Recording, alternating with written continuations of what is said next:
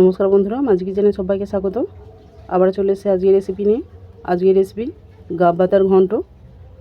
তবে এই ঘন্ট বানাতে আমি কী কী উপকরণ নিয়েছি আর কিভাবে বানিয়েছি চলো সেটাই তোমাদেরকে দেখাই।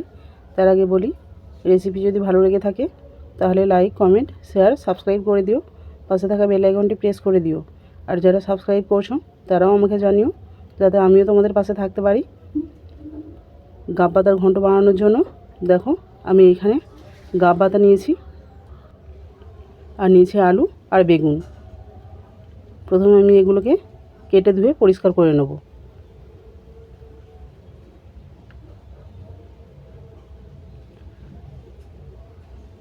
দেখো এখানে গাব পাতা, আলু, বেগুন কেটে ধুয়ে পরিষ্কার করে নিয়েছি। আর নিয়েছি চিংড়ি মাছ আর চুনো মাছ ফাইলে নিয়েছি, সেটাকে আমি লবণ হলুদ মাখিয়ে নিয়েছি। এরপর কড়ার মধ্যে দিয়ে দিচ্ছি সরষের তেল।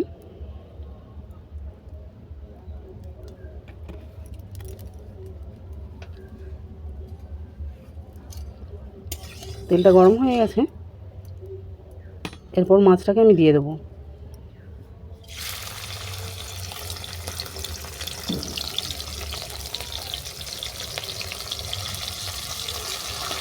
মাছটাকে উল্টো পাল্টে বাদামি করে ভেজে নেব।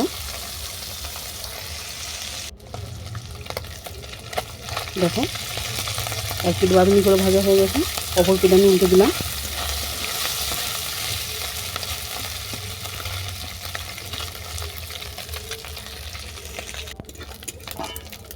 দু পিঠ ভালো করে ভাজা হয়ে গেছে, এরপর আমি এটাকে তেল থেকে নামিয়ে নিচ্ছি।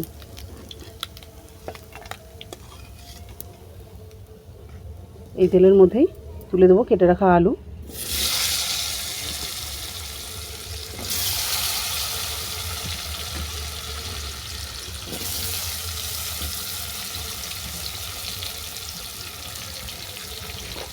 এর মধ্যে দিয়ে দেবো গুঁড়ো হলুদ আর লবণ।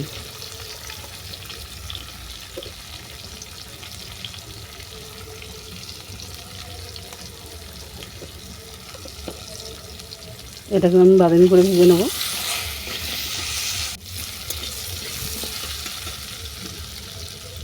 আলুটাকে বাদামি করে ভেজে নেওয়ার পর এর সঙ্গে তুলে দিচ্ছি কেটে রাখা বেগুন।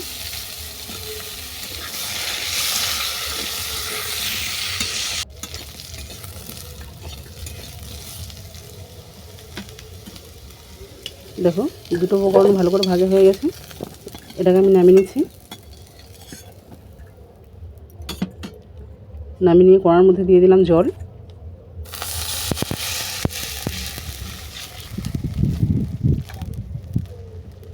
এর মধ্যে তুলে দেবো কেটে রাখা গাব পাতা।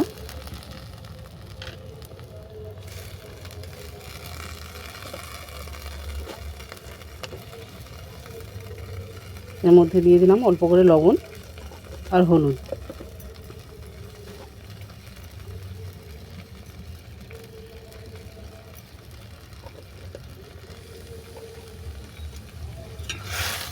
এটাকে আবার অল্প করে নেড়েছে আমি একটা দিয়ে ঢেকে দেবো।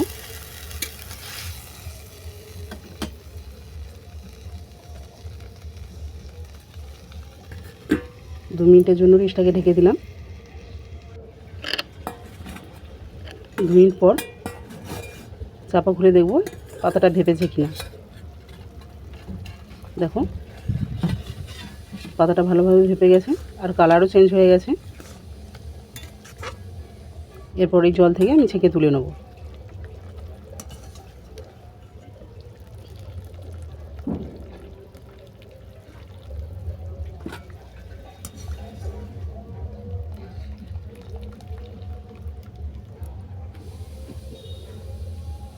আবারও কড়ার মধ্যে দিয়ে দিলাম সরষের তেল।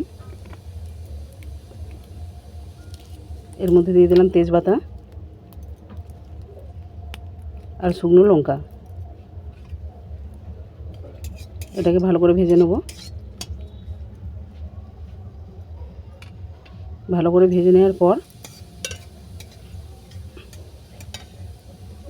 আমি এর মধ্যে দিয়ে দেবো কুচানো পেঁয়াজ,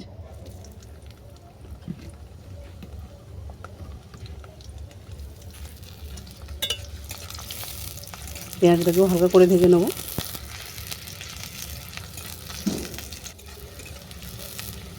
দেখো পেঁয়াজটা হালকা করে ভাজা হয়ে গেছে। এরপর তুলে দেবো আদা রসুন বাটা।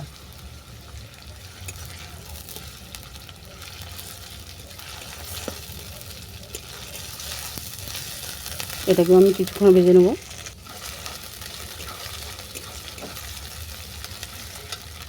কিছুক্ষণ ভেজে নেওয়ার পর তুলে দিলাম কেটে রাখা টমেটো।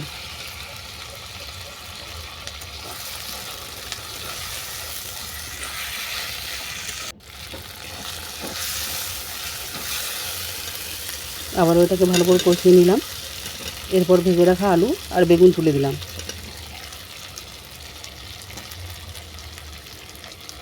এরপর তুলে দিলাম জল ঝেড়ে রাখা গাব বাতা।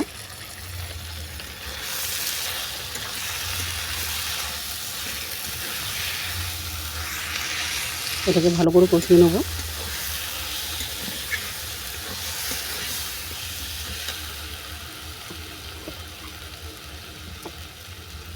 এরপর দিয়ে দিলাম স্বাদ মতো লবণ, হলুদ গুঁড়ো,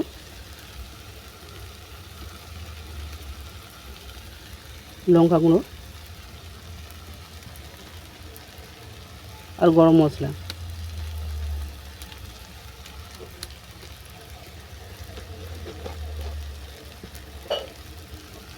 দিলাম স্বাদ মতো চিনি।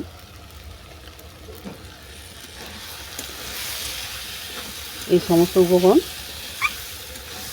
আমি 5 মিনিট ধরে ভালো করে কষিয়ে নেব।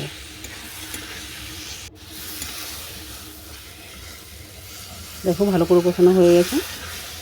এরপর তুলে দিলাম পরিমাণ মতো জল।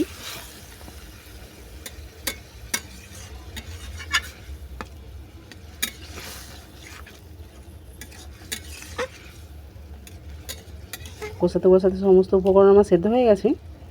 এরপরে আবার একটা ডিশ ঢেকে দেবো 2 মিনিটের জন্য।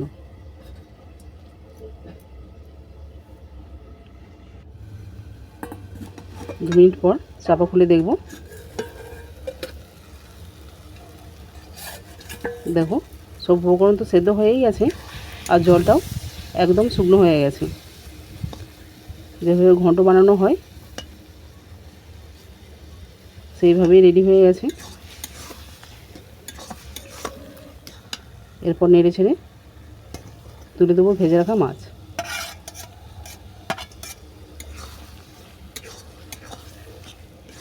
আবারও 1 মিনিট আমি ভালো করে এটাকে নেড়ে নেব।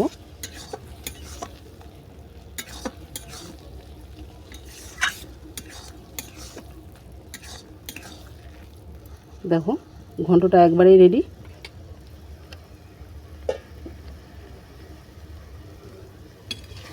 এরপর এটা আমি নামিয়ে নিচ্ছি।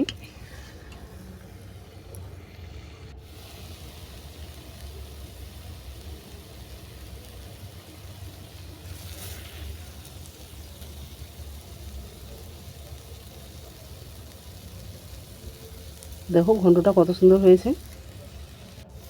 এই গাব বাতার ঘন্ট একবারে মোচারি মতো করে বানাতে হয় আর ওই একই রকমই টেস্টি হয়।